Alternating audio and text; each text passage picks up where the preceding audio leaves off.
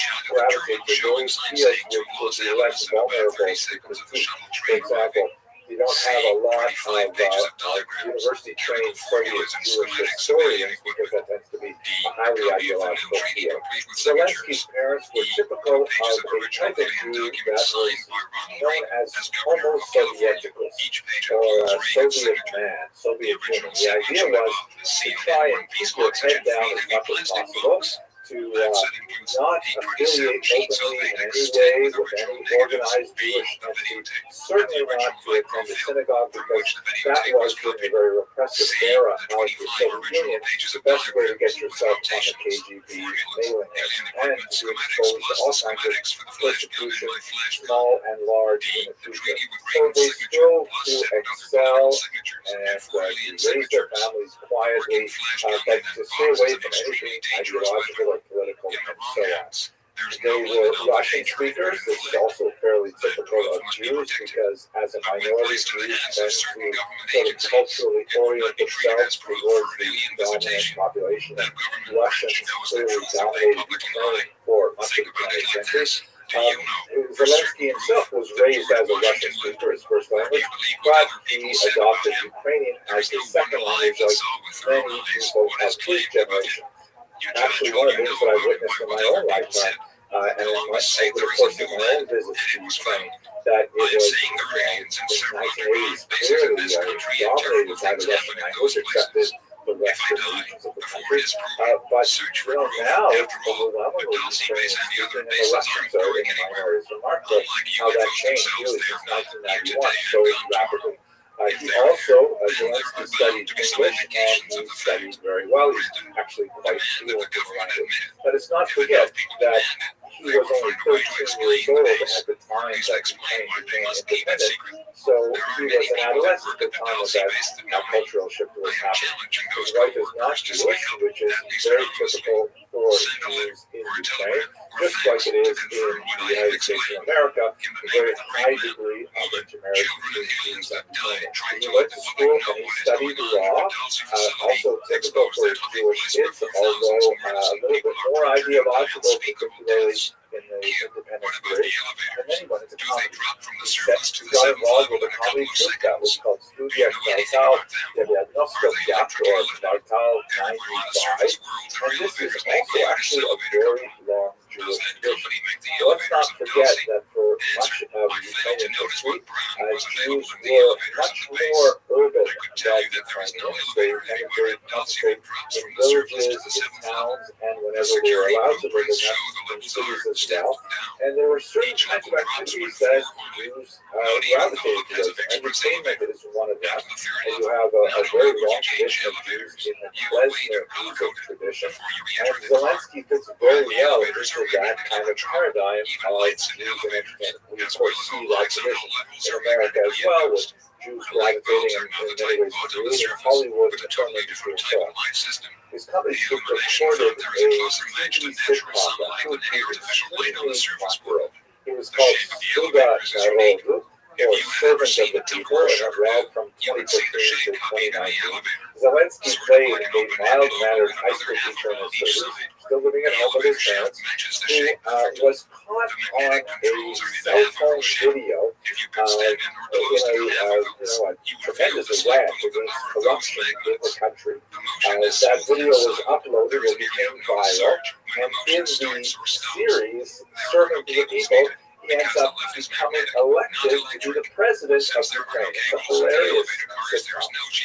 And the great irony of it, in one of those cases where art imitates life, imitates art, some of our Top 95 employees decided to start a real political party with Zelensky at its head in 2018, and they ran on the platform of the fictional character Asota Provorodko, who was elected in serving the people to be president, and Zelensky himself was elected in a remarkable landslide to be the actual president of Ukraine. In the April 2019 election, he won 73% of the vote, which is just amazing. Now, it's not overwhelmingly amazing because here in this country, of course, we have Ronald Reagan, who was an actor who ended up becoming, one of the most memorable presidents of the 20th century. But Zelensky in Ukraine, that's his story. He made brilliant use of Instagram and social media to communicate his platform to ordinary Ukrainians. But those are skills that really served him well in the current crisis as well. Now, we see, though, that Zelensky himself is not just a TV character. I mean, it was hard for a lot of people, myself included, to take it really seriously that he was elected to his position, but he has really come into his own. And besides the obvious heroism that we're seeing in the current conflict, the Times of Israel published a really interesting interview with David Horowitz, in which they write about the time when his own prime minister spoke poorly about Zelensky behind his back, what he called a traditional Jewish thought, Lashon Hara, and a recording of that was released. And then the prime minister, embarrassed, submitted his resignation. But Zelensky denied the resignation letter, saying that essentially, if he was to leave the government this time, it would be very destabilizing and have a negative impact on the Ukrainian people. So this is a phenomenal demonstration of character that he was willing to forego his own personal humiliation because of the rules for the betterment of the nation. It truly was a servant of the people in that particular episode. Now let's try and understand a little bit more about how is it possible that Ukrainians could specifically elect a Jewish man to be the head of their government.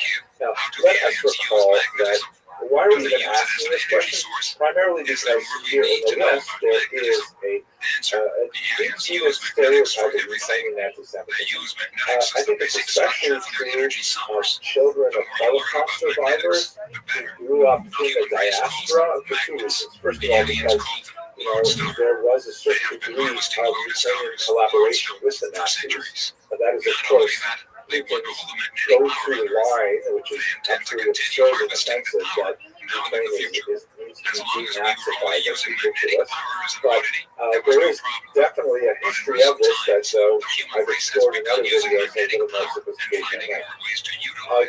The second reason for this, for the stereotype, is because Jews in the diaspora have been separated geographically from the normal day-to-day of Jewish Ukrainian life.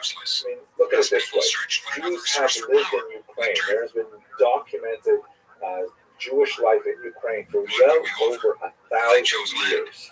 If you were to add up the years in which there was sustained violence from Ukrainians directed against Jews, and there were, of course, such moments that possible pogrom in 1113, the pogroms in 1648-49 on the Khmelnytsky, the 1768 Haidamach uprising, of course, the pogroms of the early 20th century and the Revolutionary era, and then the Holocaust, which had Ukrainian collaboration to some degree with the Nazis. If you added up all of those years, however, you only get to about 4% of the entire scope of Ukrainian Jewish coexistence. And over the much longer period of time, like 96% of those years, Jews and Ukrainians are doing business together. They are exchanging recipes. A lot of Eastern European cooking is essentially Ukrainian cooking.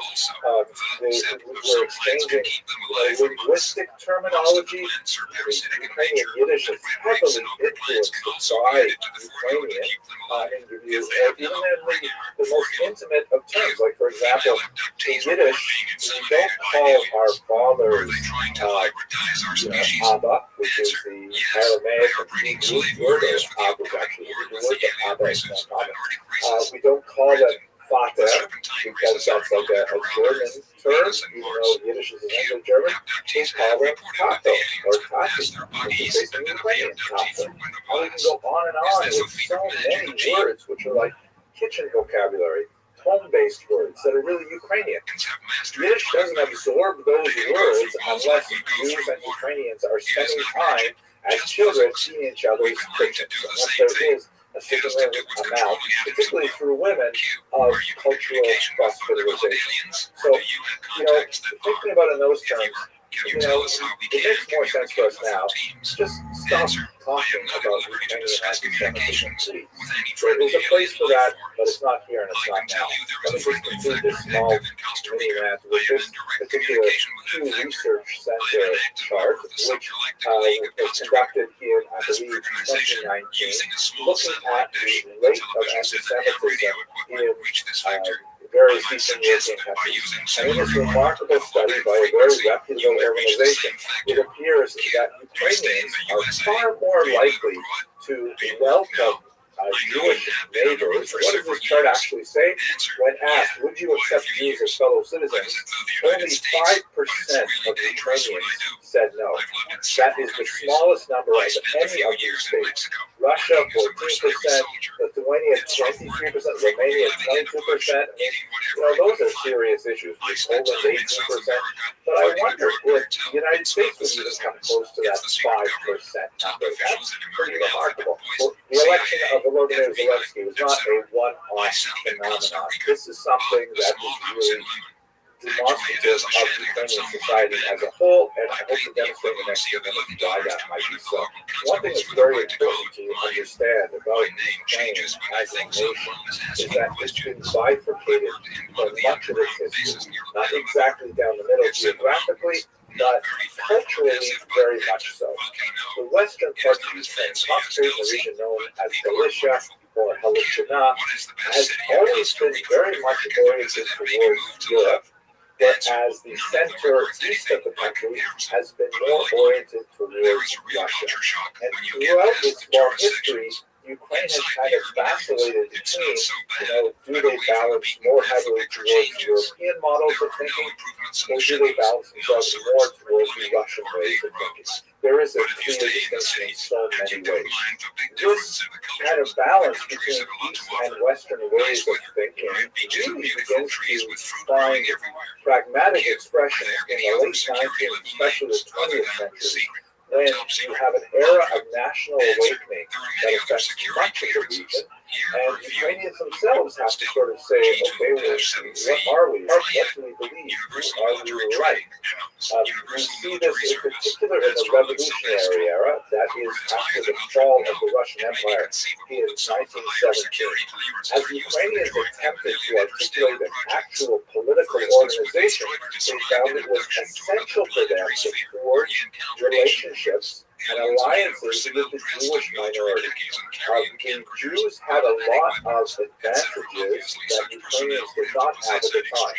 Jews were overwhelmingly urban and literate and numerate, were a lot more conversant with the types of work that was necessary to actually create an administrative apparatus, skills that were not necessarily well developed in the far more agrarian, rural population of Ukrainians. And so the smaller number of Ukrainians who were urbanized and educated, literate, and so on, they formed these alliances in an organization called the Centralna Rada, the Central Soviet, which is normally the transit or the Central Council, which was distinct from the Soviet councils to the north in Russia. In fact, Russia would invade Ukraine in 1918, and that would begin a civil war between Russians and Ukrainians. A civil war because they were originally both part of the Russian Empire that would ultimately result in much of Ukraine, although not the western part, being conquered by the Russians. But during this brief period of collaboration, which was actually the subject of my PhD dissertation, the Ukrainians and Jews established a remarkable level of cooperation that was kind of Zelensky in its scope. They had a Ministry of Jewish Affairs, they had money printed in Yiddish, they had correspondence in Yiddish. It was really a remarkable kind of thing. It ended in disaster because ultimately the Ukrainian state, the independent state, was unable to pull back the waves of popular violence that surged across the country. The Soviet invasion and the remnants of various anti-Soviet forces active in Ukrainian territory, and ultimately it simply could not sustain itself. But there was a flash of the possibility for a very good period of time that we would see later flourishing in the beginning of the 21st century. It was during that time that Jewish side expressed, if only for a few months, the orientation towards the West, towards Europe, and values of modernism, tolerance, multiculturalism, democracy, transparency, and so on. Now, if we focus in on the Soviet period during the 1920s, we see a lot of these things happening, albeit in a fairly restricted form during the 1920s. This is the era known as colonizatia, a period which was, it's hard to translate that term, it's kind of like indigenization, meaning allowing local cultures to express themselves.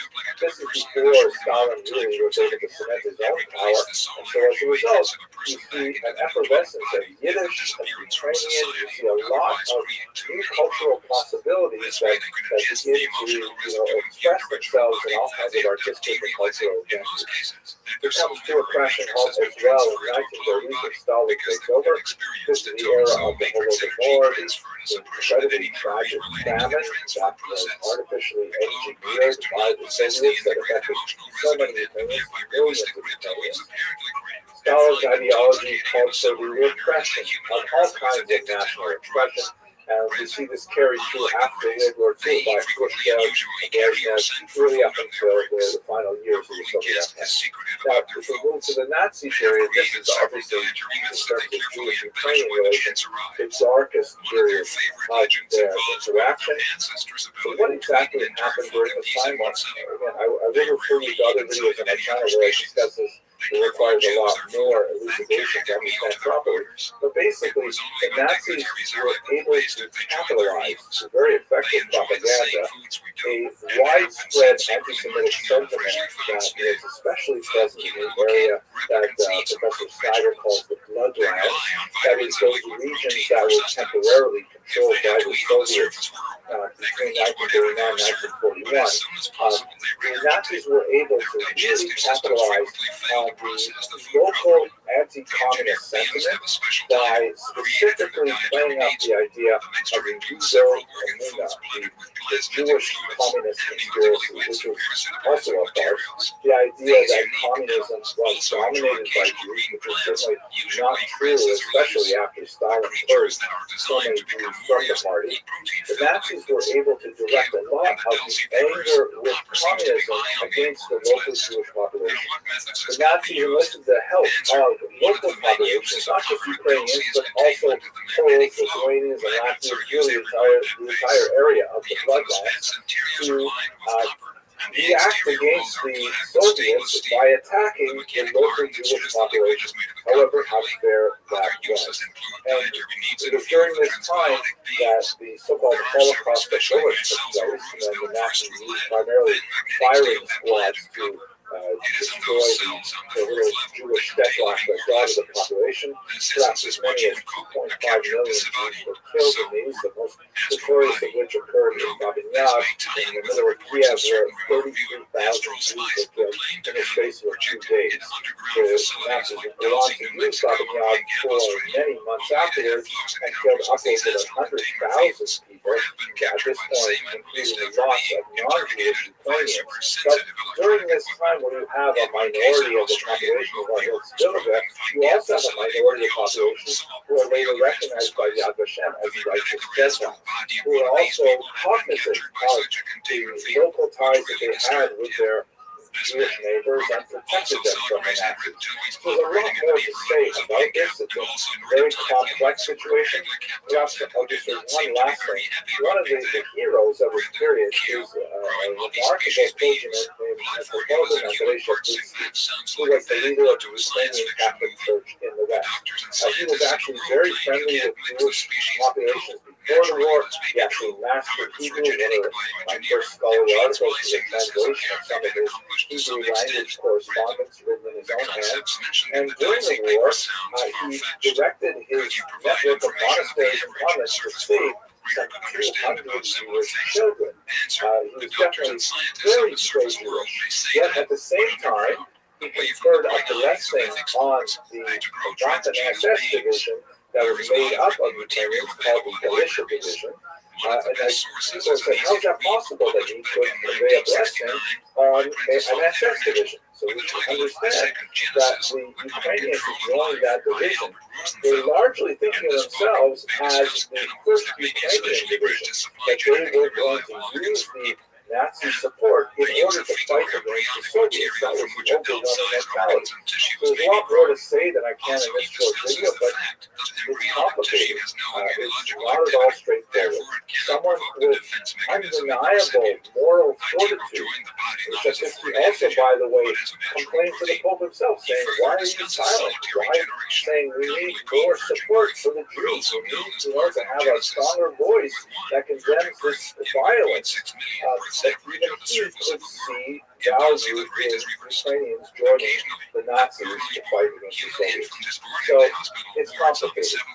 After the war, and this is a period that's especially relevant for Zelensky's parents, there's tremendous repression of both Ukrainians and Jews who are striving to express their national identity. It was like incredibly dangerous to study anything Jewish promote Ukrainian ideas and to talk about certain Ukrainian historical figures, Korean historical figures. And this is the era when there's a tremendous amount of dissidents who were arrested and sent off to Gulag, sent off to prison camps in Siberia. It is ironically at this time when a new kind of Ukrainian Jewish rapprochement is forged specifically by that generation of dissidents. People like Anatoly Sharansky, the so-called the 60s generation was extremely important. And when this began to thaw, particularly under Gorbachev, then there was a tremendous upswelling of support for national expression by both Jews and Ukrainians and mutual expression for each other's support. This is happening not just in Ukraine, but also in Poland and in Belarus, to a certain degree, especially in the Baltic states. And a lot of these regions, the former bloodlines, are beginning to communicate with each other and to leapfrog over each other to make more and more demands for what Gorbachev would call glasnost, or openness, and even perestroika, the reconstruction of the Soviet Union. Ultimately, the Soviet Union is unable to withstand the growth of this national feeling, and in 1989, it flows into a period of collapse. 1991, Ukraine becomes independent along with the Baltic states and so on. And that's when Jewish life really flourishes. This is when Zelensky himself is just a teenager. There's tremendous development in, for example, Dnipropetrovsk, which has this remarkable center that claims to be, it could be, the largest Jewish complex anywhere in the world, the Menorah Cultural and Business Center. You can see here it has some remarkable architecture that's designed to evoke a seven-branch candelabrum called the Menorah, which is associated with the ancient temple in Jerusalem. I've been there. It's a remarkable place. The community there in Dnipropetrovsk, sometimes abbreviated to Dnipro, because originally it was named Miroslav, but they said that's too hard to pronounce. They switched it to Dnipropetrovsk, and I think Dnipro is a little bit easier. But it's tremendous effervescence of the Jewish population there, and Zelensky is coming of age in an era when there's so many possibilities for Jews. At any rate, let us return to the present moment. I'm comfortable speaking about contemporary events because I study in the Department of History. The Department of Prophecy was down the hall, and they seemed a lot smarter than I was. But I do want to take this moment to once again express my concern for Volodymyr Zelensky, an incredibly heroic figure who is determined to remain with his people in Kyiv. He is really like his namesake, a servant of the people. And I'd like to conclude with a sentiment that, you'll hear the expression right now, you could say, Slava Ukraini, like glory to Ukraine, and then the response is Heroyam Slava, glory to the heroes. This itself is a beautiful phrase, but it has a bit of a complex history. That predates the Holocaust. It goes back to the great poet of Ukraine, Taras Shevchenko, but it was used during the revolutionary period of the middle of the 20th century, but it was also really capitalized by some of the much more pro-Nazi Jews during World War II. So it's a complex kind of phrase, and hard for me to really say it with full enthusiasm. But what I can say is it's remarkable to see, as a little colleague of mine posted online recently, this t-shirt worn by a man in a cafe in Review, which is also pronounced in Western Ukraine, says, "Public Ukraine." Glory to Ukraine in Yiddish. And to that I should really say, Public Ukraine, glory to the heroes. Thank you very much for watching. I hope that the Russian advance is halted and that a ceasefire is declared, the people of Ukraine will be safe along with their remarkable leader, Volodymyr Zelensky. This is according to a report I investigated some years ago of a group of spelling nuts who reportedly broke into a vast underground labyrinth west and northwest of Cushman, Arkansas, where they encountered these types of creatures as well as friendly blue-skinned humans who claimed to be descended from a family that had survived an ancient global deluge by taking refuge within a large ship. These ancient people claimed that their ancestors had come to the Americas and discovered the cavern world, wherein they commenced to establish their hidden civilization. Brandon, the rebuloid hominoid, as opposed to quadruped or serpentine, life forms stay in caves or caverns that aren't very deep. They prefer the desert mountains. They use camouflage rather than fighting, but they do carry throw rods for protection, flash guns. They have a simple, not funky snake with wings that I keep seeing in the public, which is used mostly by the Greys, and also as a medical symbol for the Delta Force. Brandon, the reptoids use a dragon with its tail in its mouth, a circle with 7 pointed stars in the middle. Q. There have been reports of the Delta Force having black vans with no tires that hover over the ground. How much are we, USA, already into working with alien cultures? Answer. I haven't seen the black vans you mentioned. We are totally submerged with alien cultures. Very little of the original human cultures have survived. Q. How can we, the public, go after or expose an alien culture which is covered and hidden? Answer. Go for the best job. That means go after the reptoid. They stay near the surface. They choose to try to hide and avoid contact. They are soldiers, doing a job, and usually there are 2 or 3 at each job site. They are manning a remote post. They are not to bother the humans unless they are endangering the post. Most of them are not hostile and won't kidnap you. They may blast you with a flash gun that may paralyze you. You won't remember the flash for an hour or 2 and cause confusion and mild fear. It could cause you to black out, pass out for a while. It is their way to escape and buy time to hide any visible equipment. If you know any areas with repeated reptilian sightings, then it is the place for you to look. They are fearsome to meet face to face, and their voices are harsh and whispered with heavy SS's, but most of them understand English and several other languages. Wear something with a reptile, not something violent, like St. George killing the dragon. Inside, if you see one, keep your hands open, palm forward, arms down. That is the non-aggression approach. Don't raise your arms unless told to. Don't carry anything in your hands or arms. If he doesn't run, walk slowly towards him. Let him speak first. They consider humans repulsive and hostile and threatening with good reason. Don't try to offer him anything. Don't touch him or anything of his. If he hisses at you, back up a couple feet, but don't look away. It simply means he finds you smelly. Don't try to overpower him. He is stronger than 10 or 12 men. Usually, if he hasn't run so far, he is curious and wants to talk to you. Fight your fear and your thoughts of panic. Q. How do we get closer to some kind of data to prove? 24,000 paratroopers landing in advance. Good question. I'm afraid we will find the proof the hard way when we are invaded. Try to keep a small camera with you at all times. When you search for reptoids, keep it in your pocket. Q. Is there a specific location where the public can set up their cameras and equipment to document an alien government base and tell their activities? Answer. The problem is, most of the meetings are held in military bases or underground. The Groom Lake facility does fly several alien craft that regularly fly over unpopulated land that go back and forth from several bases. Southern California has several notable areas. 29 Palms, Lancaster, or Chocolate Mountains are well known for such activities. Q. Could you provide us with a copy of your badge or card you used at Dulce? Answer. Badges or cards never leave the bases. All exits of bars or walls are metal. To open, to go out requires using the card. When you use it for an exit slot, the card won't come out. Each time you leave the base, you are issued a new card with all the usual data about you, plus your weight added, corrected daily. There are several mines in the Chocolate MTS that open into a base highway, but be aware that they are controlled regularly and there are cameras there. Q. There are so many types of real far-out aliens seen in TV, movies, magazines, and popular fiction. Is there one type of fictional unknown race, in your opinion, that fits the term alien? Answer. Yes. There are 2. An alien that is totally indescribable, and another would be a pseudo-alien. Q. What are the dimensions of the Dulce facility?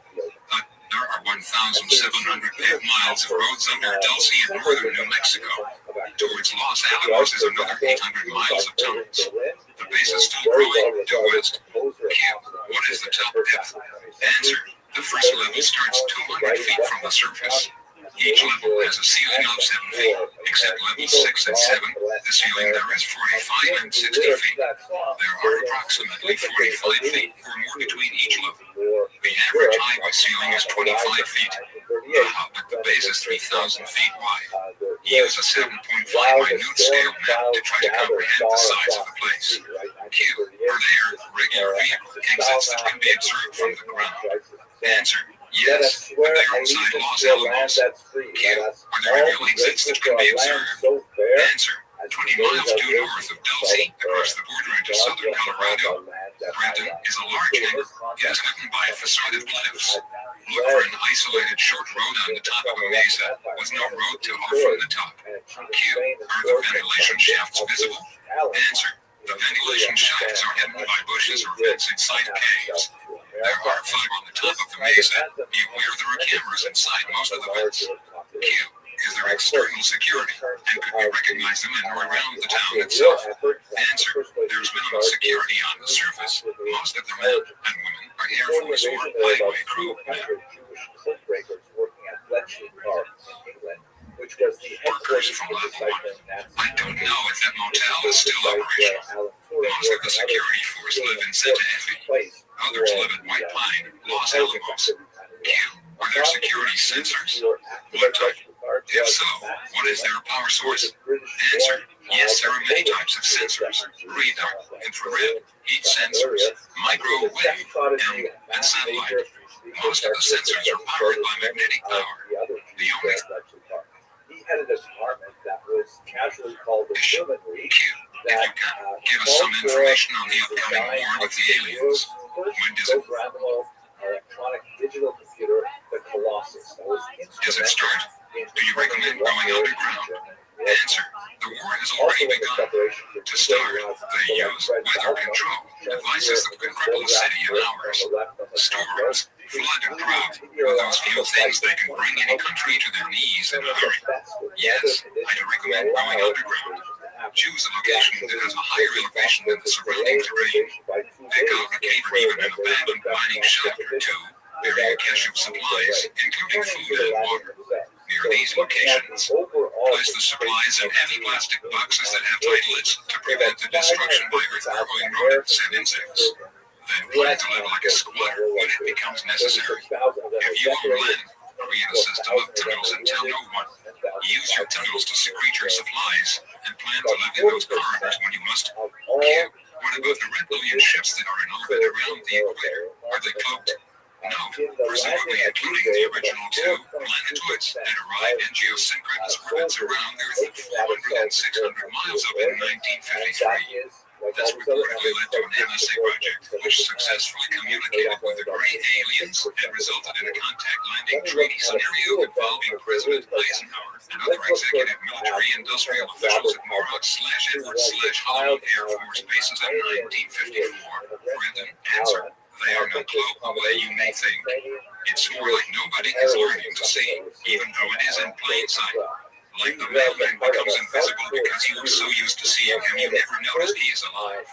One of the favorite methods of covert activities is to hide their operation in such an obvious way or place that no one would suspect it is covert. No, for instance, hiding entrances to underground bases beneath religious shrines, federal buildings, mining works, malls, libraries, lodges, hotels are basically areas that one would consider the least likely places to hide or accommodate an entrance to an underground facility. The Underground New World Order facilities throughout the United States apparently utilize this type of concealment with many of their bases. Brendan, Q. What are the Greys susceptible to? Answer. The Greys are photosensitive. Any bright light hurts their eyes. They avoid sunlight and travel at night. Camera flashes causes them to back up. It could be used as a weapon against them, but they recover quickly. It could buy enough time to escape. Use commands or nonsensical words in the form of commands and they will back up. Their brain is more logical than yours and they do not create fun. They do not understand poetry either. What really confuses them is saying things they pretty glad. We learned it in a hurry and used it against the Mother Greys in the Dulce Wars. Q. Can Greys read your intentions if you came up behind one? Answer. Yes. They're either intent because they use your body's frequency. The human race broadcasts a frequency that they recognize as an electromagnetic impulse. Each person has a slightly different frequency. That difference is what we call personality. When a human thinks, they broadcast strong impulses.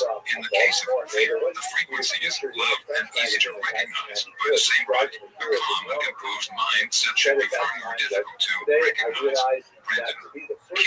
Can we shield ourselves against their mental control? Answer.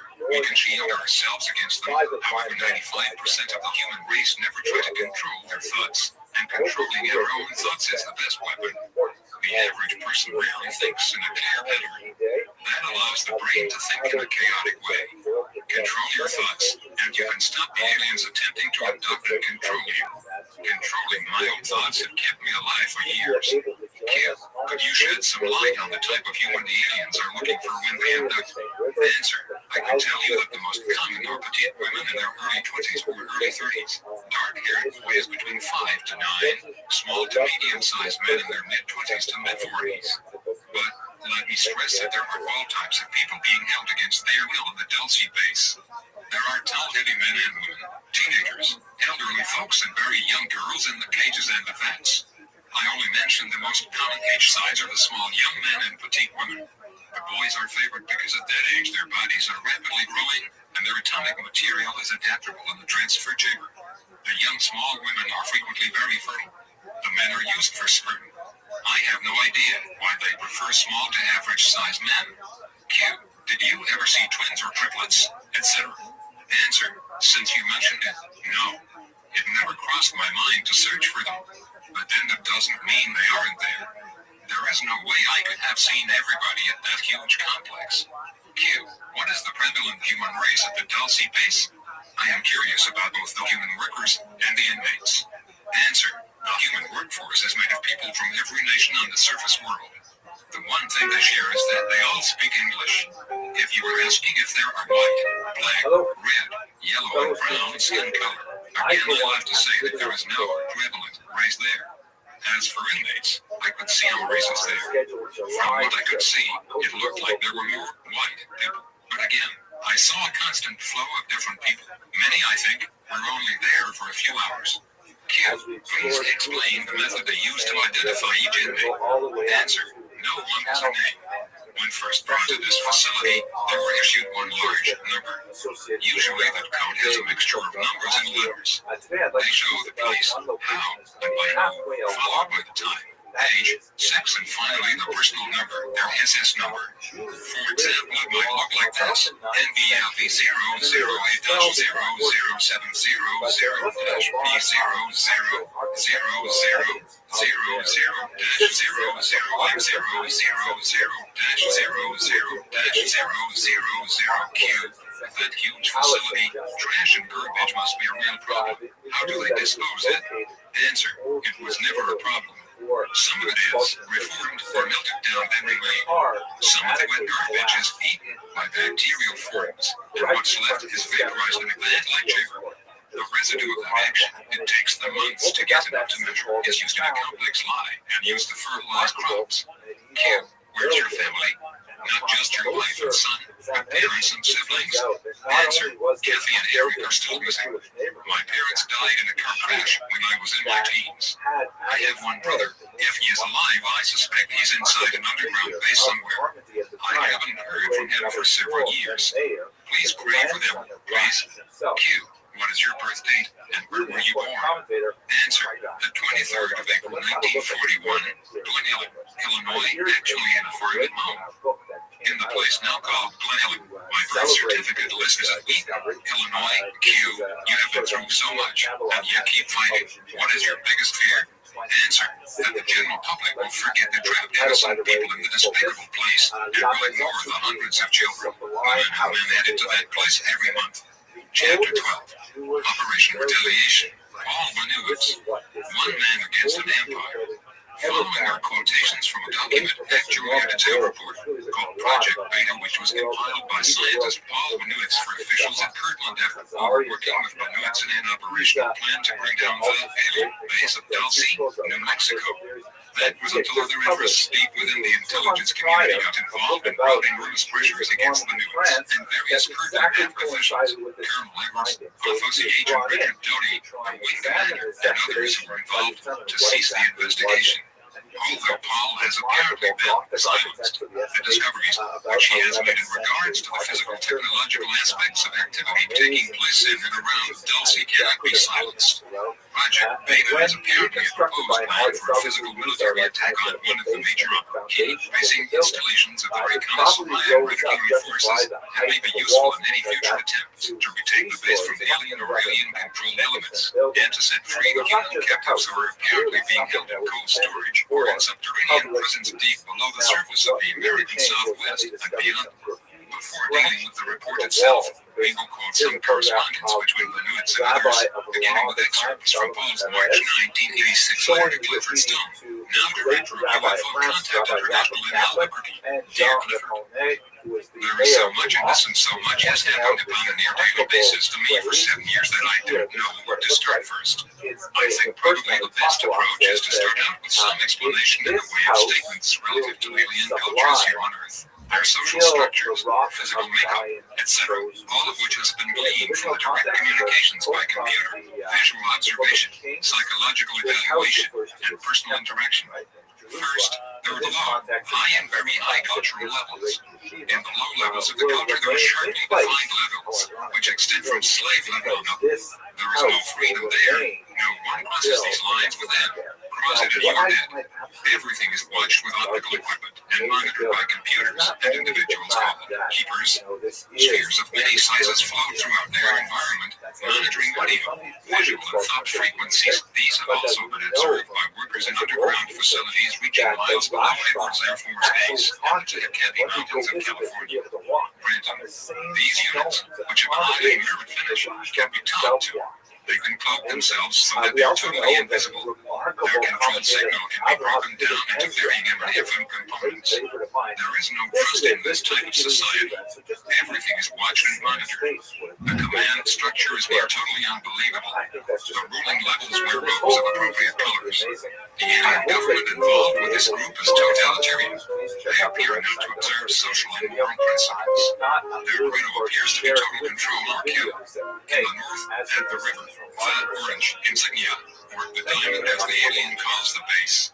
The method of rule is a monarchy. The king wears purple. The high colors of social level wear green, yellow, and white. The lower levels wore brown.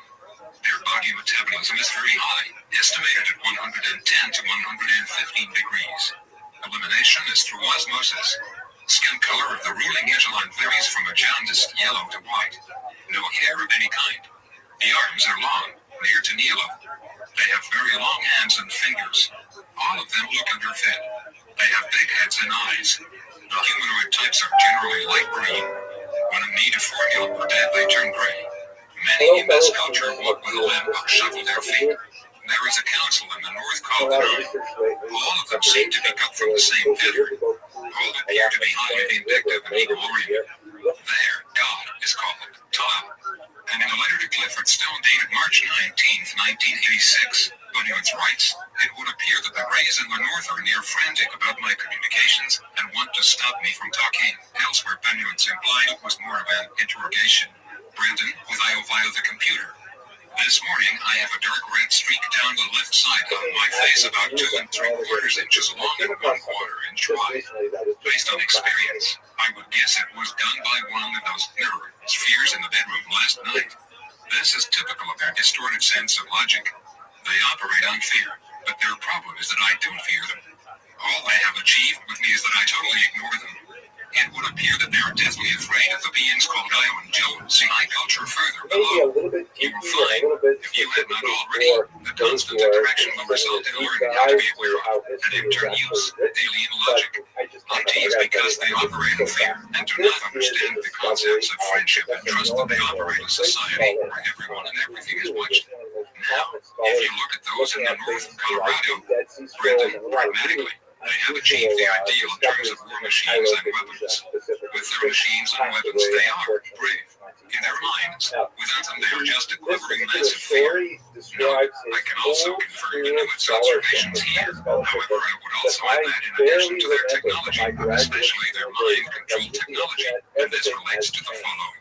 Once one breaks through the complex matrix of lies that the reptilian gray collective projects, then they are found out to be nothing more than hovering words beneath the shell, as Inuit's implies. In fact, the only power that these soulless vermin, the hybrids, at none point in respect to lights not included in this, flaming, have over us as their complex deceptions and are reciprocating and capitulating fears. Why am I so confident to judge the grays of their collective in this manner? Because I myself had fallen for their lies many times before I discovered what they were really all about. As an example, the collectivist reptiloids Inuit's grays would have us to believe that they genetically created us and put us on planet Earth. In response, we, especially those pathetic human agents who collaborate with them, tend to cower in absolute fear before or slash their supposed creators and try to appease them since, after all, resistance is futile. In appeasing them, we give our power to them. We in essence then create a force which is superior to us. Brendan, to further enhance their bravery, they seek full control with the implant. The relative effectiveness of some of these implants seems to be inversely proportional to expanded memory and awareness level. They also know that they can control large masses of people with lower intelligence without implants, shotgun manipulation with the beams. With that beam, they can and do create mass unrest. The high culture of aliens known as the Yaku, though high is apparently the culture of Iowa and Joe, they do exhibit kindness, empathy, and extreme intelligence in transmissions through the computer. And how, one might ask, can they operate such a death fear control-oriented system which has committed untold atrocities and violations against human abductees? Are the Yaku only feigning their benevolence? Brandon, Iowa's group culture is the Homo sapiens, humanoid variety. Based upon the input from Joe, his hair is brown and the female Iowa is red hair. Red-haired individuals claiming to be star travelers have shown up here in Albuquerque on the ground. They did give indication that bodies of their group are here in Albuquerque in cryogenic containers. The location is tentatively the fog complex north of Albuquerque. It is a fenced and very highly secured area. They indicated through the computer that either the Yahoo was shut or either the United States government and 11 bodies were the result of crashes. No, the Yahoo are not what are normally known as grays, or at least the ones that directly interact in human abductions. There are more bodies in storage. I don't know where they all are. I knew the bodies had been moved from Maryland and are presently under the United States Navy jurisdiction. Yesterday, the computer indicated a total of 40 bodies had been moved. Added or noted, at last count there were more than 135 bodies in government hands of various descriptions. Some humans, rays, reptilians, etc. Valerian. I was shown a color photograph by Richard 22 years or a year ago of the reported alien life form held prisoner. Supposedly it was taken at Los Alamos. He was alive, a light green color, big eyes, standing directly in front of the camera. So far I know very little about them except for what I have experienced. They are Homo sapiens, and I would guess that they are the same that accidentally. That Travis Walton. If the numbers are correct out of the computer, they number over 5,000. The other group is, I believe, equivalent in number. Indications seem to be that they're operating from a starship in for orbit around the Earth. The culture has apparent social values and emotionalism. They seem to display kindness and concern for individuals. Then again, we must ask, why are they considered the leaders of aliens which show little, if any, concern for individuals? Granted, their technology is superior to ours and also to the grays based in the North, who are trying to play God with badly distorted logic. The free hire very few in number. Their entire structure of knowledge and social interaction is so far advanced that it is near impossible for me to relate to. Again, much of this is based on personal experience of which I have never talked with anyone about. In fact, you were the first. I would guess that these free hire quite old.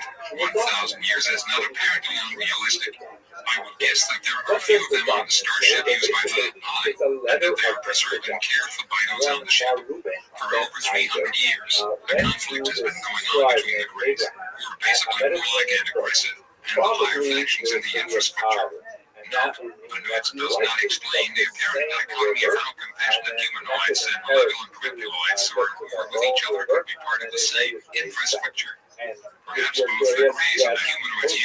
the same collective mind network, and therefore are intricately tied in with the other whether they like it or not.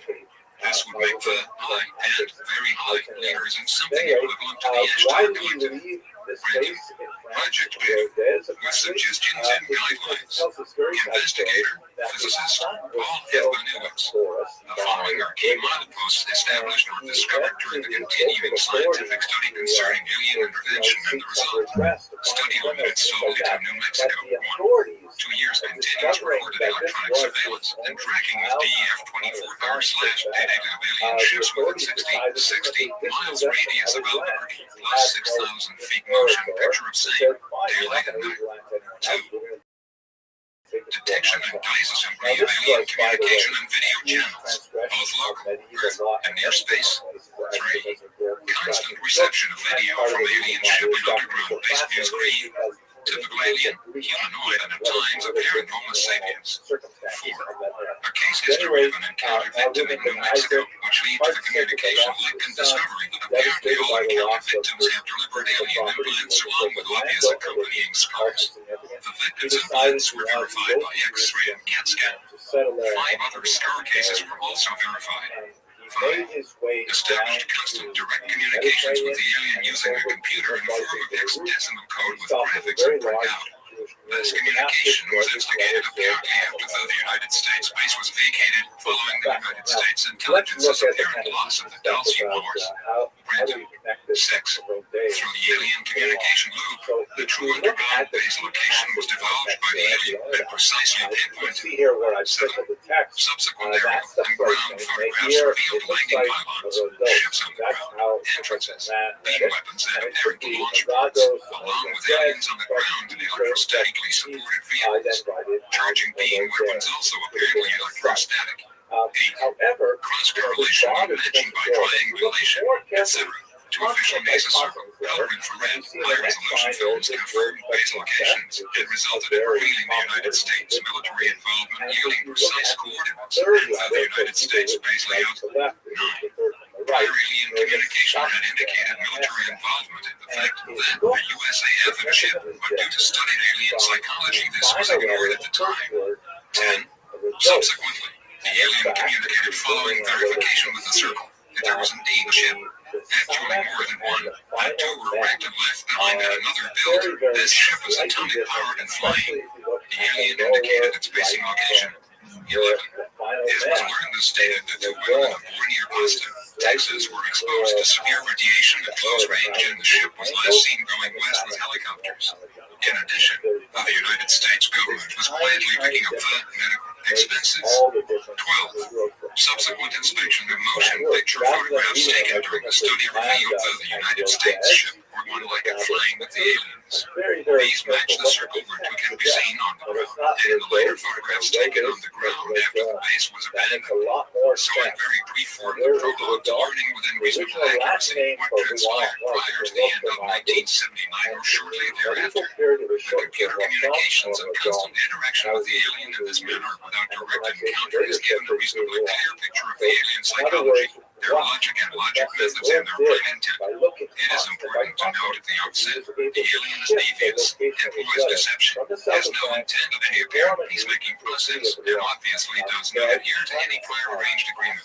In truth, they tend to lie. However, their memory for lying is not long and direct apparent. Computer printout analysis reveals this fact. Therefore much drops through the crack, so to speak, and from this comes the apparent truth. It is not the intent of this report to criticize or point fingers.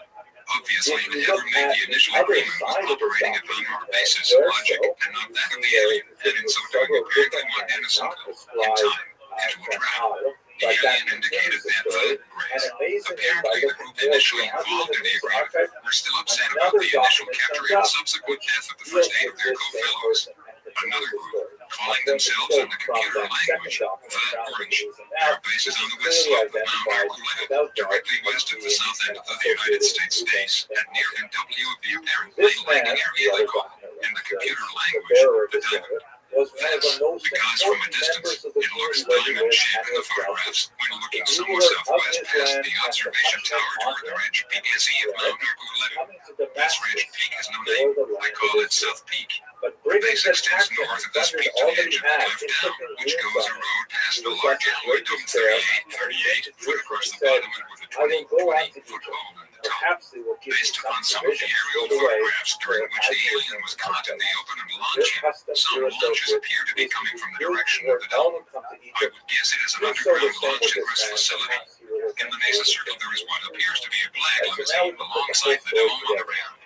Surprisingly, it is precisely the size of my '79 Lincoln Town Car. Wheeled vehicles in what appear to be snowcats or caterpillars can be seen throughout the circle.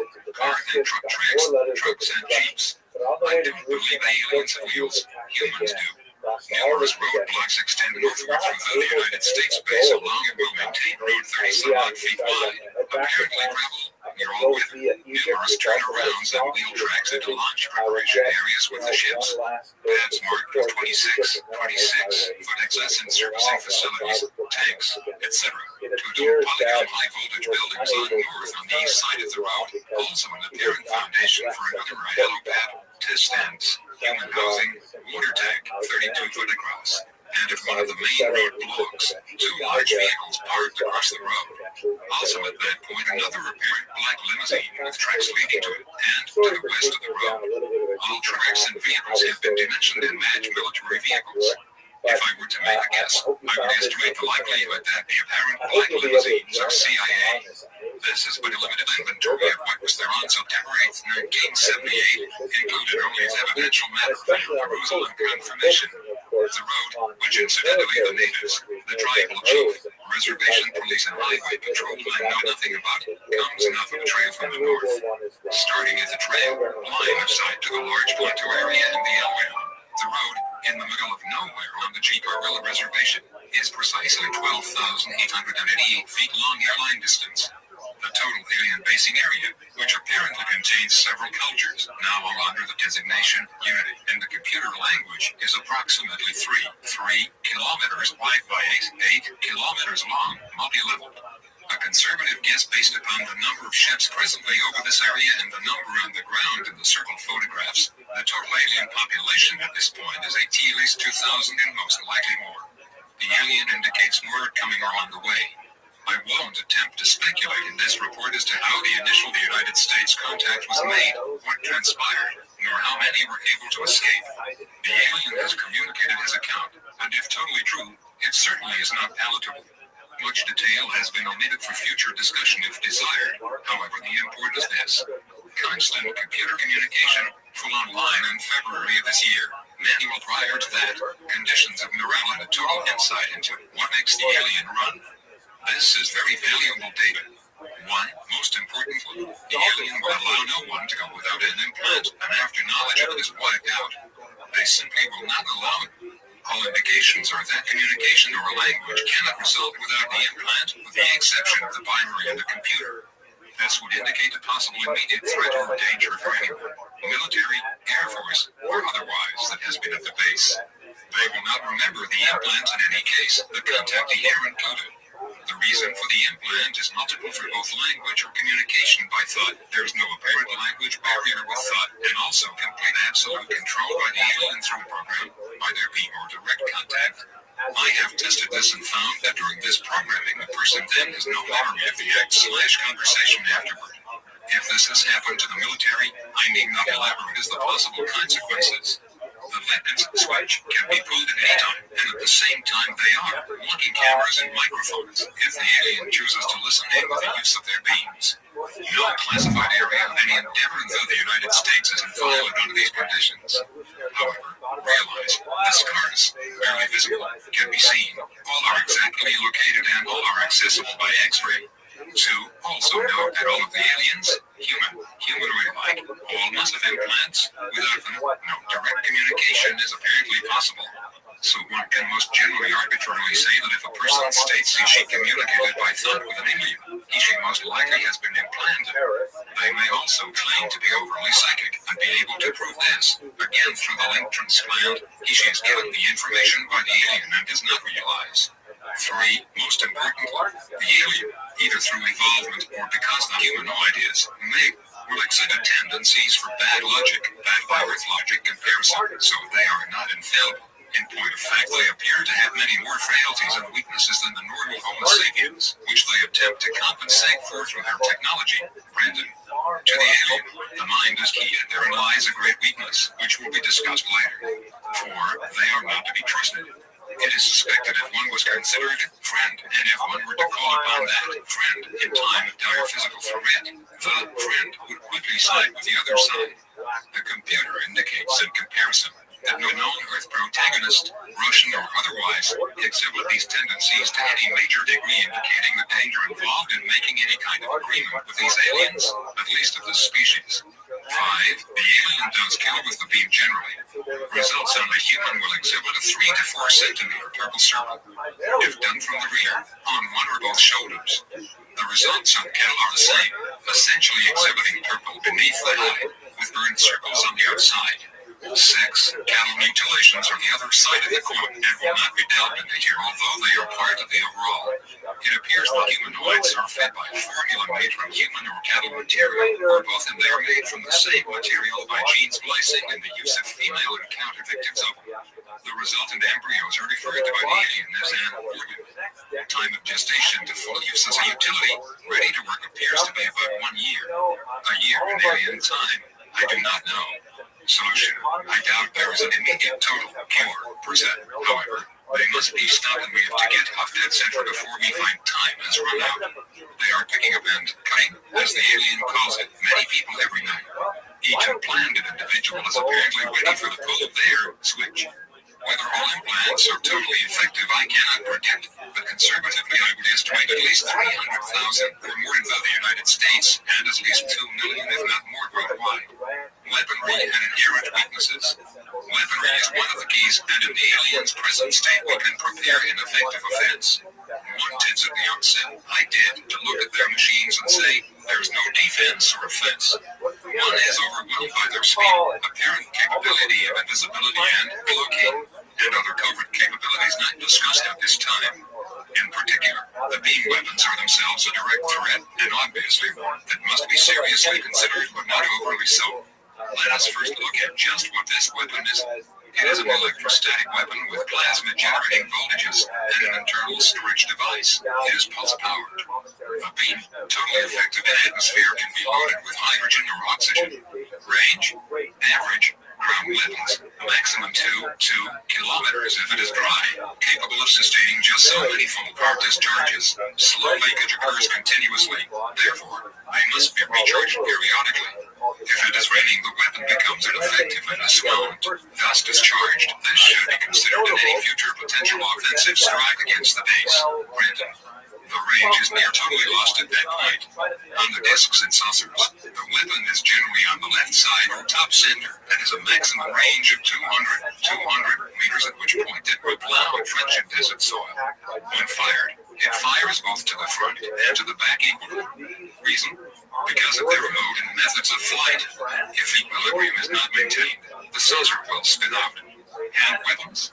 Estimate based upon visible damage observed. Not too much velocity nor staying power, but at short range. Deadly, less than 45 cal automatic. Note, this may explain late Phil Schneider's claim that at close range the radiation beam weapons of the aliens he encountered beneath Elsie were deadly. However, at long range, less so. Although at long range the beam weapons are capable of inducing severe radiation damage. Brandon, at 1 meter range, estimated beam temperature 1600 degrees Fahrenheit or higher. It can vaporize metal. Apparently, the discs and weapons operate from a storage source. In time, without periodic recharge, this source is depleted. The design they traded to us was at least 30 years old, employing an atomic source. Possibly they may still have some. It would appear so. Their staying power is obviously much longer. Aircraft helicopter vulnerability. Any of our aircraft, helicopters, missiles, or any air flight vehicle can be taken down instantly with no use of weaponry. The aliens simply need do no more than make one invisible pass, and their boat wave or scream, or both will take the airlift vehicle down. The pilot obviously will not even know what hit him. No, perhaps stealth type fighters equipped with electromagnetic force shields may be more effective in this regard. Also, advanced infrared scanners may be used to detect cloaked alien ships before they have a chance to attack. Brandon, for humans on the ground, the alien can use weaponry or a bow wave. partial pressure envelope can hit with the power of a tornado. Shock rise time and G-force is instantaneous. However, they dare not hit the craft physically because they are fragile and, in fact, under slow flying conditions within our atmosphere, hold a very tenuous position. Without power, the balance or equilibrium, they lose it. In brief, these are apparent capabilities observed and gleaned through the computer communication and observation. You may know these, however, they are directly related to the last and final portion of this report. What can be done? 1. Because of the alien's apparent logic system, they appear to be logic controlled. A key decision cannot be made without higher clearance. All are under the control of what they call the keeper. Yet IT would appear this is not the final say. Therefore, dependent upon urgency, delays of as long as 12 to 15 hours can occur for a decision. How short/long this time frame under battle conditions may be, I do not know. Because of this apparent control, individual instantaneous decision-making by the alien is limited. If the goes even slightly out of balance or context, they become confused. Faced with this, possibly, the humanoids would be the first to break and run. The same applies to their mission master plan, if one can call it that. If pushed out of context, IT will come apart. They will be exposed to the world, so they will possibly run before they fight in the open. They definitely do not want that to happen. Psychologically, at present, their morale is down, near disintegration. There is pronounced dissension in the ranks. Even with the humanoids, communication can encourage this, not a necessity to expound upon this other than to say because of their own internal vulnerability mind-wise to each other, therein lies a prime weakness. Inter-echelon or individual trust appears to be totally lacking, so suspicion of each other is rampant. They are highly segregated as to levels that low dare not conflict with up medium or high, where it literally means death. Death being, to the humanoid, deprogramming or, in the end, perhaps total physical death. They appear to be totally death-oriented and because of this, absolutely death-fear-oriented. This is a psychological advantage. The computer also gives indications of a real possibility of adverse or ground programming. 2. Consider their ships. Most if not all run on charge. The source depletes and so dependent upon size. Depletion can occur from some within a week or less. Ships can replenish each other, but only up to charge balance. This is done with antenna-like extensions and the charge is distributed observing conservation of energy laws.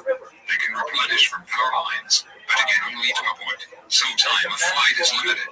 Deprived of their base recharge capability, it is indicated that all ships will come down within 6 months to a year unless they can get transported out. That is back to the prime launch ship. The discs and saucers in general cannot fly in space because of their mode of flight. That is, unless they are within an interplanetary or interstellar launch or carrier vessel granted.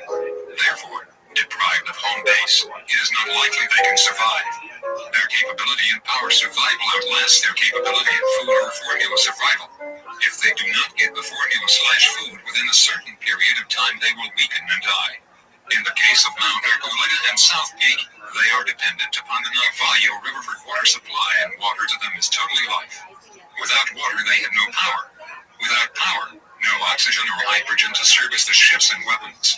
No water to sustain the organs and feeding formula. Note, we should also take into account the possibility of subterranean water sources. Also, if the base can be weakened by shutting off the supply line of water, the formula, and so on, it might be wise for the sake of the humanoid prisoners below not to wait until the base is too weak. Otherwise, this might endanger these humans captives. We suggest that in addition to the strategies that Bernoulli gives in this document, an allowed invasion force should also be considered, similar to the telegrams of the Vietnam War, a force that is prepared to enter the base, but is in a specific weak point, and makes strategic or surgical kills of enemy forces while still considering the human and human captives. A multi-level operation utilizing surprise, confusion, and intimidation to their fullest potential should be considered. And the sooner the better, considering the continuous infiltration and sabotage of all levels of our society. Granted, simple. And also a little bit of the religious controversy. There is a water intake and there is a dam upstream that can be totally cut off and the water routed to come New Mexico. Should this occur, ETL's 3 of the internal bases will go down. They could possibly go atomic periodically, but obviously problems without cooling. Once the bases are pressed on a large scale, all discs and saucers will go airborne immediately. troops on the ground contain terrain covered to quite a degree, when the Egyptians mentioned it in their execration texts. Execration texts are really interesting things. They are these kind of like clay tablets, or sometimes they're shaped like figurines, and the Egyptians would list all the people and places that they really didn't like, and then they would have some kind of ritual humiliation or destruction of that object, smashing them up, burning them, sometimes even worse things. So the reason was mentioned in execration texts that dates from about the 19th or 20th century before the Common Era. The Canaanite inhabitants were Jebusites, and they are described in the Bible as the inhabitants that were conquered by King David, and that's when David made his capital. His son Solomon, of course, built the temple there, and ever since then, for the last 3,000 years, it has been the undisputed capital of the Jewish people. Although they did have a civil war, of course, Samaria became a very important site over that.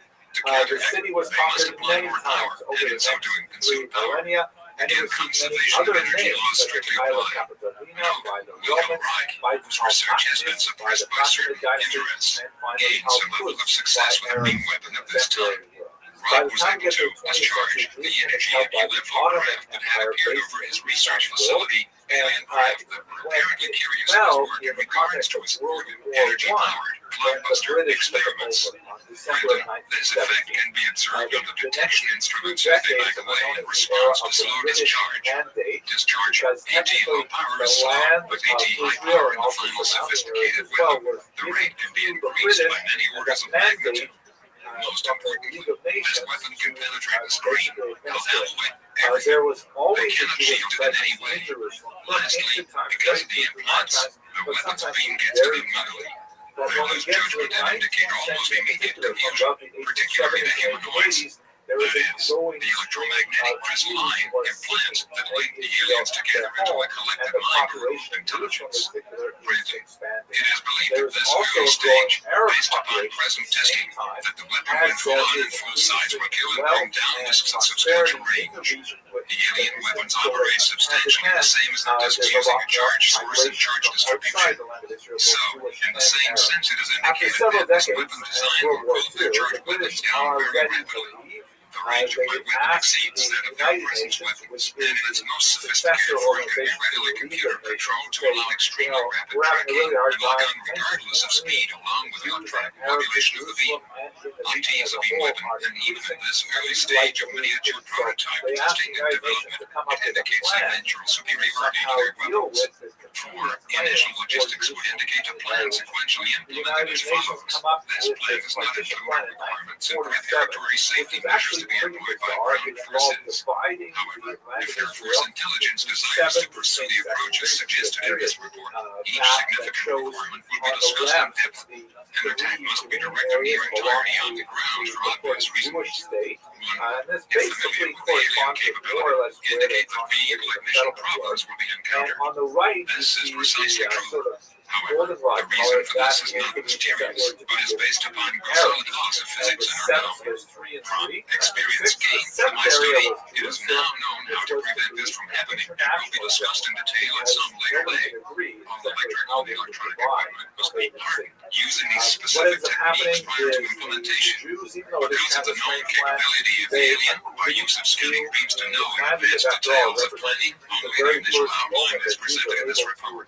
Again, for the communicative interaction, computer-linked interrogation, granted with the alien. Testing has simultaneously been done upon this facet. Disease-dropping pathways to report this capability have been tested and proven. The program would be instigated in phases. The first phase, planning and logistics, would include continued implementation and testing of the final weapon prototype through the pre-production stage.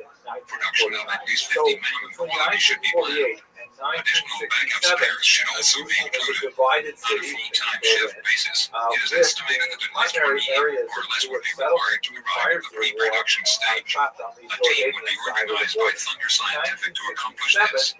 The key work is now it would be done by an associated company into its labs. Limited specific attack phases would be incorporated. 1. The first procedure would be to close the gates of the dam above the Navajo River. As they will be held closed for the duration. Internal to the one cave, there is a small dam for water storage. Its capacity is small. There is also a discharge outlet downstream that could be closed, causing wastewater to back up into the caves. The water is vacuum pumped apparently by some electrostatic means from the river. At close range, the weapon will take off this capability. So, once deprived totally of water for a minimum period of 4 weeks, conditions in the alien bases under discussion will have badly deteriorated. Psychological shock is extremely effective with the alien. Total advantage can be taken by instantaneous action or planned observable deviation from the norm. At least 3 bases will go down. 3 if they follow their normal strategic pattern as one pressed previously. They will launch most, if not all, ships. 4. Prior to the implementation of water deprivation, the weapons should be deployed at strategic hardened locations and activated in a certain pre-planned manner determined by final weapon coordinate locations. 5. This will put an immediate power drain upon those airborne and the alien weapons ringing their bases. 6. Because of the inherent psychological aspect of the alien, Williams probably refers to the alien in a singular sense because of the collective hive-mind nature of the reptilian race. Brendan, much can be done in the open with no attempt to preserve secrecy. Much of what is done can be of a diversionary nature. Under most circumstances, they will attempt to harass, but will not openly attack. Note, from my own personal experience and research, the Greys and other members of the Draconian hive are more dependent on mental or psychological warfare than on material warfare, although they have used physical weaponry in the past when pushed into a corner as an airborne assaults between their craft and ours overground assaults against their underground strongholds, as the Dozy and wars themselves have established. Being logic-based, they would prefer to take control of the target planet by way of psychological infiltration without risking the loss of machinery and personnel. That would result from an attempted overt physical invasion. An alien race would have to be extraordinarily overconfident of their own superiority to undertake an all-out attack like that depicted in the motion picture Independence Day. As is reportedly been the case with other targeted planets, the reptilians/Greys hold back a physical attack until they have succeeded in infiltrating the targeted planetary culture via Trojan horse-type interactions with some of the more self-serving elements of that planet's culture. In the case of Planet Earth, the non-civil CIA and NSA agencies were chosen. These collaborators, and in many or most cases alien infiltrators, clones, cyborgs or implantives working within these agencies in turn set the inhabitants of the targeted planet against each other so as to bring about world depopulation to the point where resistance to the invasional attack would be minimal. The aliens usually seek out those eco-political cult leaders who would be willing to slap their own world to the alien agenda in exchange for promises of alien assistance in implementing a so-called joint operational dictatorship, one in which their own respective power cult S would supposedly be the favorite power structure once the planet is assimilated and annexed to the alien empire. However, if we are to consider the historical trends of the alien collectivists, they may only favor this cult until it has served its purpose. Following the establishment of the alien agenda, these power cultists might at best be totally mind-controlled and at worst be eliminated, and that the alien has no sense of honor or loyalty to those with whom they have established agreements. They only have their agenda, and they will justify any course of action that best serves to bring about their agenda. The human cultists would become so preoccupied about establishing their own planetary empire that they will blind themselves to the fact that the aliens are merely using them until such a time as their usefulness has been served. However, until that time, they will use the human cultists to foment internal planetary sabotage and to infiltrate and disable the major freedom fighter or resistance movements from within. There are 3 major collaboration elements on Earth: the Bavarian Lodges, the CIA and the Rockefeller agencies, and the Nazi forces within the neutral N-211 base network beneath the mountains of Neuschwaben, Antarctica. Agents of the Bavarian Lodges and the German immigrant Rothschild'S do work together within the CIA, Central Intelligence Agency, NSA, National Security Agency, United Nations Organization, and New World Order agendas. The establishment of the Antarctic bases may have been the idea of the highest-ranking Nazis rather than the Rockefellers, although the Bavarian Lodges, Illuminati, Thumb, Brill, etc. were involved. However, there are many indications suggesting that the Antarctic, Bavarian, and Rockefeller agendas are increasingly merging with each other, suggesting that all 3 are now working together, at least to some extent, and especially at the higher levels. There seems to be a serpent cult at work at the very highest levels of these three groupings composed of humanoids and reptiloids operating as part of a marriage of convenience, in that the reptiloid/greys need the political, economic, social, military-industrial connections of the humanoids to gain footholds within human society, and the humanoids need the implant/spacecraft/mind control technology to implement their new world order. The lower levels of the Bavarian NSA and Antarctic factions may seem to be in conflict with each other. However, where this exists, it may all amount to alien type manipulation imposed by the higher levels of the Draconian hierarchy in order to keep the lower levels compartmentalized and therefore more easily controlled. Occasional purges have been carried out to root out those who are not 100 devoted to the cause. In America, there are fifth column saboteurs within the Patriot militia movements who are the supporters of white supremacy Americanism. Whether knowingly or unknowingly, these agents work for something called the Order of the Fourth Reich. Part of their mission is to divert attention from the Draconian, Rothschild'S, and Bavarian NSA Antarctic New World Order agenda to overemphasize Zionist threat based on the forged revelations within the Protocols of Zion document, which was in fact created by the Russian secret police for this very diversionary purpose. There are indications that the Bavarian cult lodges, the CIA, NSA agencies, and even the Antarctic infections have fed the Patriot network of racists, and therefore anti-American ideologies meant to fragment and discredit the militias and make them out to be neo-Nazi fanatics. In this manner, several of the patriotism-based militia groups have been corrupted and have defeated their very purpose, that is to defend a constitutional republic wherein all men are created equal. Brandon 7, throughout and prior to this, the open computer communications link will be operational for continued psychological interrogation. 8. At some point in time, again resting upon battle status, the deployment of offensive forces will begin. This deployment should be done in a near instantaneous manner under certain special conditions that can be discussed. 9. The weapon system should be kept powered on throughout. In this manner, the discs will be made to stay airborne. They cannot land any injured when the system is powered. 10. When the weapon is used in one specific power mode, in addition to continuous discharge on the discs that are airborne and the ground-based weapons, the mind, confusion, and disorientation will build in those personality database and underground. At the end of 4 to 5 weeks or less, all weapons should be totally discharged and powered out on the bases. Most personnel, if not all, will be totally incapacitated. The feeding formula will be down in IT's critical processing unit. All alien embryos should be dead, and all hydrogen and oxygen consumables depleted. Note, this is of course speaking in convention, warfare terms. However, one must balance this by taking into account the psychic supernatural aspects of this conflict scenario as well. In such an event, the chaplain may be of as much importance as a commanding general himself, especially in regards to reinforcing within ground troops the mental spiritual attitude necessary to counter the fear projected by alien sorcerer and psychic warfare specialists via occult technology. Maintaining a state of absolute confidence and faith in one's ability to establish a victory over the aliens is essential, and that if one's confidence is broken as a result of psychic attack, then it would be very difficult to even make an attempt to follow towards a final victory.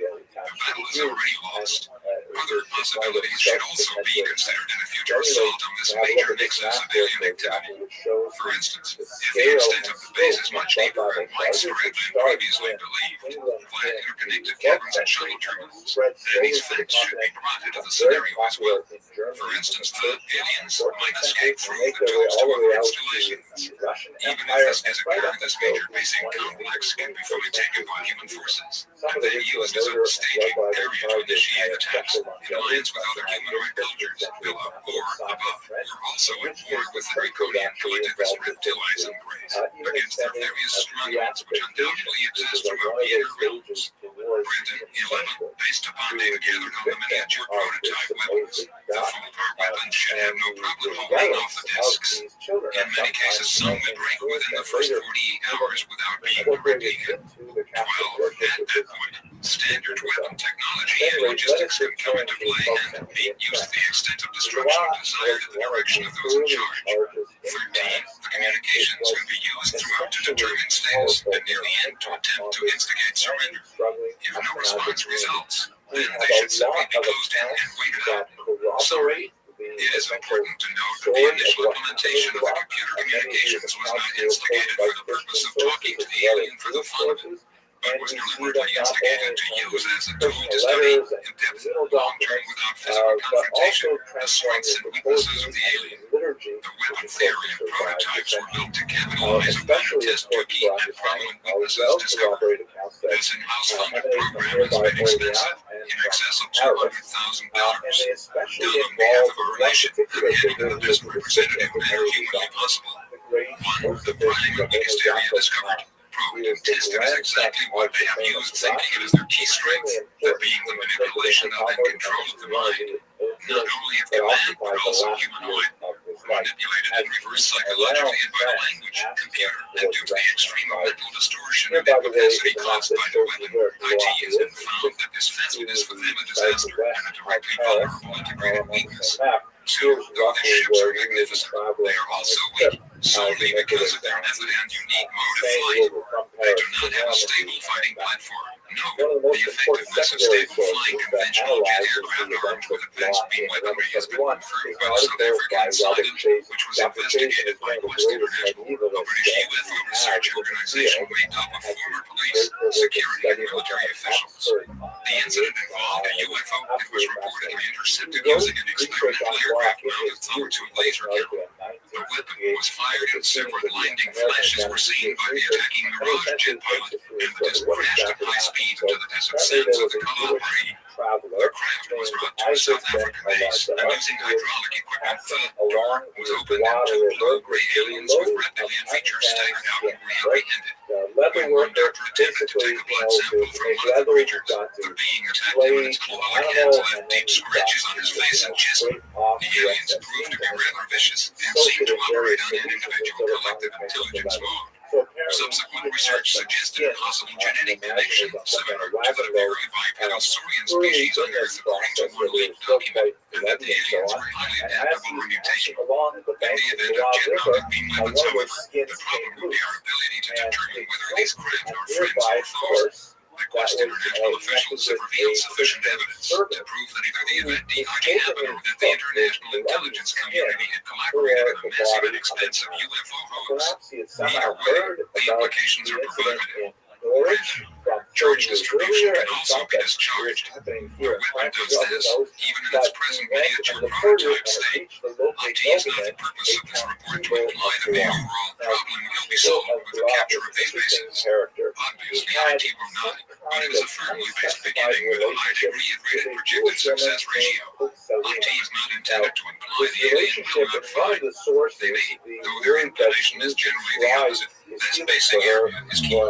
Without IT, their mission is in very deep trouble. It is noted that these are not the only bases on Earth. There are others. With a conservative estimate using typical logistic support numbers, it is not unrealistic to say there are 50,000 aliens, at the very least, present within the ecosphere of Earth and near space. Note, even if this basic nexus is captured by the United States constitutional forces, and a large percentage of the underground joint operational agenda is forced from the underground networks of the USA, it is very likely that they would not retreat to other planets, but would instead retreat to their more ancient underground strongholds in other parts of the world. This would not necessarily end the activities of the Serpent Cult, looking for a reptilian collaboration on Earth, but it would provide a base from which future atrocities of the Serpent Cult may be battled on. And beyond planet Earth, such an action would no doubt provoke a negative response from other human power centers on planet Earth that are also being manipulated by and or have been infiltrated by the aliens. For instance, the Bavarian cults and their New World Order forces. The Draconians might, as suggested in the 12th chapter of the Book of Revelation, attempt a military attack against the USA in order to prevent the takeover of their underground fortresses here, or an attack after the fact in retaliation for such a takeover. The important thing to remember, however, is that freedom never comes without a price. However, the price for maintaining our freedom is nothing compared to the price we will have to pay for losing IT.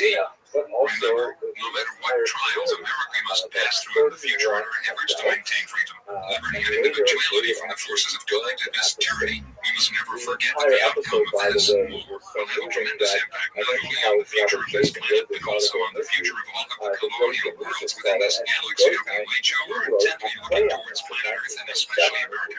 which is the epicenter or staging ground for the latest battle between the Human Confederation and the Reptilian Empire.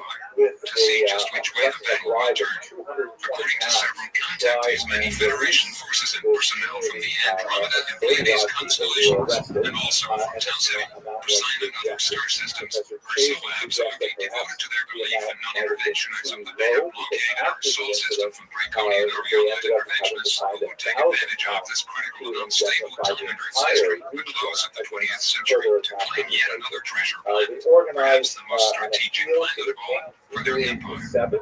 This would have a devastating impact on all of the Federation worlds, since this planet and all its chemical, mineral, plant, animal, liquid, genetic, etc.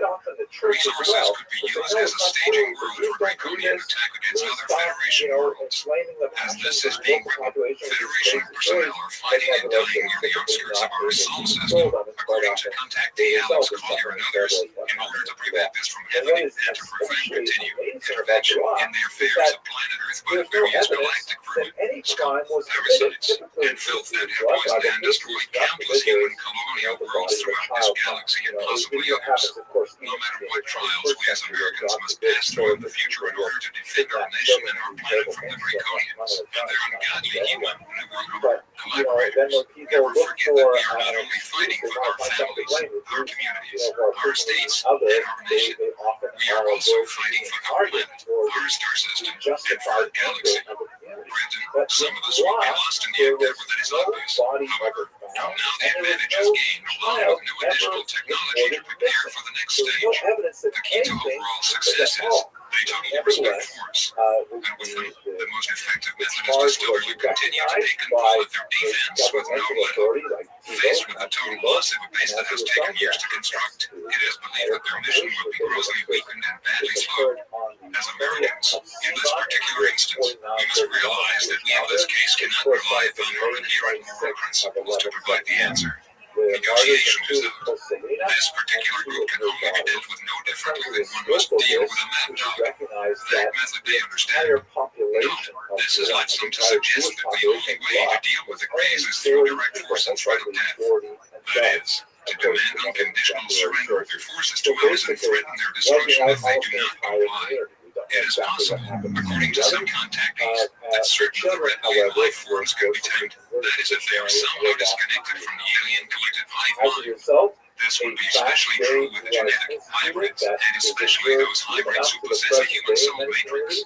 Even if they surrender, those aliens that are truly not human, that is, no soul, can never be allowed to work and operate on an equal basis with other humans, but must ever remain subservient, and I would personally suggest prevent it from reproducing after their kind, since they do not possess the ethical conscience necessary of their own initiative to overcome their base animal predatory instincts or prides. For those who may disagree, just look at the known history of the reptiloid/Greys and their dealings with human beings. One should not be misled by the apparent superiority of intelligence of the Greys, since their intelligence is a direct result of the collective mind. Without the collective hive operating on their own, they are mentally inferior to human beings, at least on an individual basis. The Greys have told some individuals that they are here on Earth and in America because of the treaties. If they implant numerous influential men and women with mind-controlled devices against their conscious will, if they and